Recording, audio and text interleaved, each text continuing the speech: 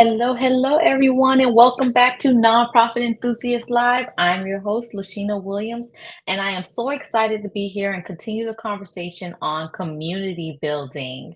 And today we are going to really go into the area of fiscal agent and having a fiscal agent for your nonprofit organization and understanding what it is and what it is not, and so forth. So, we're going to talk a little bit about that, but before I get started, if you are here catching us on replay, give us a hashtag replay in the chat box so that we know that you are tuning in. And if you missed any of our past nonprofit enthusiast lives this month, I encourage you to go back, check the guide section, and catch up on some of these lives. We've been sharing a lot of topics that we've been seeing you all share that you want to learn more about. So please make sure that you don't miss out on that. So today I'm going to talk a little bit about fiscal agents and what they are for nonprofit organizations. So a fiscal agent is an organization or entity that provides financial and administrative support to a nonprofit organization that may not have its own 501c3, or some may have their 501c3 and find that it's better for them to be under a fiscal agent to manage its finances independently. And then fiscal agents are typically larger organizations, more established organizations, community foundations, and so forth that specialize in um, doing this, working as a nonprofit fiscal agent. So, with that, some of the key roles that a fiscal agent may play includes financial management, which is good, especially if you are a smaller organization. A lot of times, you enter the field, you're just ready to kind of just go, run with your passion, but then all these other requirements of a nonprofit might slow you down a little. So, some organizations go under a fiscal agent to help so that they can, until they're able to have the capacity to go work independently. So, so some of the things the fiscal agent may do again is financial management. So they may handle financial transactions, accounting, reporting.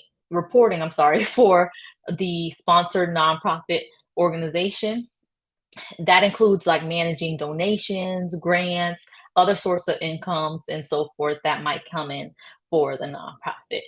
Also, the fiscal agent may provide tax exempt status to this organization that, or this, we'll call them the sponsored nonprofit. So the nonprofits often seek fiscal agents to be able to access their tax exempt status as well, allowing donors to receive that tax deductions to their contribution. Another role of fiscal agent can include compliance. So they'll help ensure that this sponsored nonprofit is compliant, meeting all the legal requirements, including other requirements like those when it comes to donors, donations, and other funding requirements. Also, they can support in grant management, so they might assist in seeking and managing grants on behalf of the sponsored nonprofit and help streamline the application process and ensure that, like I mentioned, the organization is compliant, the sponsored organization is compliant with the grant requirements. So, some advantages of using a fiscal agent for a nonprofit, especially a smaller nonprofit, you get immediate access to tax exempt status, and this is one of the most significant reason why organizations seek out a fiscal agent is so that they can quickly get tax exempt status and then also quickly get up and running, having that administrative support. So the fiscal agent can provide support from payroll, financial reporting, compliance, some of those things I've shared before, and that way it helps the organization, the sponsor organization, not be bogged down by all the administrative tasks and really be able to jump into the passion and the reason why you got started faster.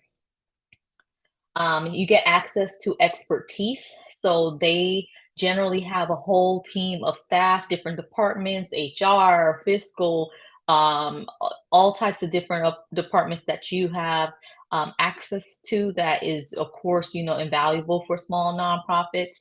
And it can also be a cost saving. So sharing that administrative cost with the fiscal agent can be cost effective for a small nonprofit instead of building out their entire own team.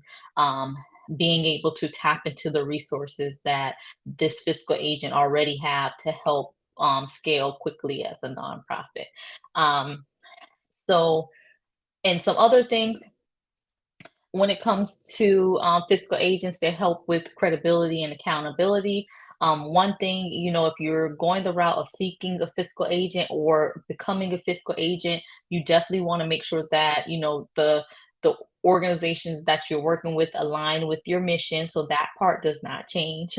um, because of course, when it comes to credibility and accountability, you do not want to lose the brand that you built or the brand that you are building.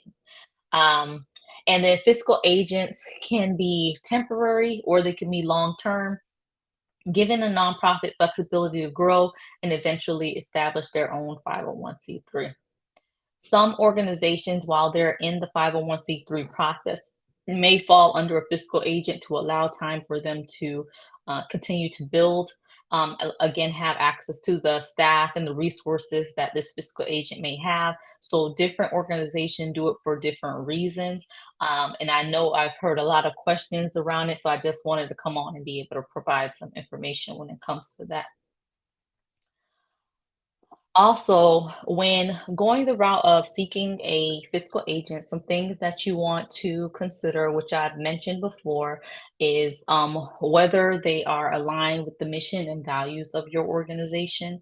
So, not every fiscal agent is going to be for you, and for the fiscal agents, not every sponsored organization, nonprofit, is going to be for you. So, making sure that the alignment works and it makes sense is very important as a part of that partnership. You definitely want to make sure that you all have some sort of whether it's a memorandum of understanding, partnership, or any other type of agreements in place when entering into this type of relationship. And in those agreements, making sure that you include any fees and terms that you all are agreeing to as a part of this relationship. And of course, I would say if you're going into this relationship, you definitely want to make sure that you seek legal counsel as a part of this process so that um, it's fair to everyone. You all are in agreement and it does not have any negative long term impact on any of the organizations that's a part of this. And also, when building this relationship, consider what the end looks like. What does this exit strategy look like? Is this agreement that you're entering like, hey, I would like you to be the fiscal agent, and we would like this to be an ongoing long-term commitment and relationship? Or is this more of a just until we get off of our feet and this is what this looks like and these are steps we're going to do on our half and we ask for your support in this way to be able to meet this so within the next couple of years we can transition as an independent organization under our own tax exempt status. So definitely discuss what that looks like. And also I would recommend documenting that as well with that fiscal agent. So thank you all. I just wanted to come on and talk about that because I know that many organizations serve as fiscal agents. Some are seeking fiscal agents and just wanted to share some things to consider. What the role may look like as a fiscal agent and why nonprofits choose to work with fiscal agents and some of the advantages alongside with that. So thank you all so much for tuning in. I hope you all have a fabulous day. This concludes our community building conversations for this month, and we're getting back into the fun development season. So that's going to be exciting. We'll be talking about uh, we have what Giving Tuesday coming back shortly in the next couple of months. So fund development is going to be key. So we're going to be talking about that next month. That's actually part of our topic next month is continue the conversation on fund development. In addition to all the other ones we've had this year. I tell you all the time, if you're looking for any type of support and you're like, man, um, I don't know, let's say board development. I'm having these challenges with my board. Check out the guide section of our group. If you missed our past conversations on fund development, definitely check out that section of our group. We have over 60 lives, y'all. So there is a lot of information in this group just waiting for you to just tap into. And of course, if you need anything, make sure that you drop it in the group. This month, in case you missed it, we've been running this giveaway where for the top engagement, and we're actually getting ready to announce the winners soon, but I just want to share this in case you want to hurry up and do some last minute engaging. But for the top engagements, whoever the member is that has the top engagement this month will be getting a $25 gift card, and they'll also get one of my favorite mugs, which is the nonprofit professional schedule. And it says on it Monday through Sunday. Every day I do what I love. Who does not want this mug? So go ahead and continue to engage within the group. And don't forget to invite your friends to the group. If they're not in the group already, go up to the top, click on the invite button, and I'll say just invite about 10. Can we do 10? Can you do that for me? I'll wait right here. Just go ahead and invite 10.